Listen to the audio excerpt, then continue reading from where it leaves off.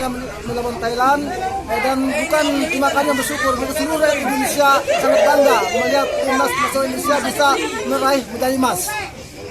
Melihat permainan dari anak Bapak sendiri tadi seperti apa? Kalau bagi saya sangat baik juga permainannya, tapi mungkin di menit ke 90 berapa tadi dia diganti mungkin karena ada sesuatu pelatih yang tahu kalau soal itu.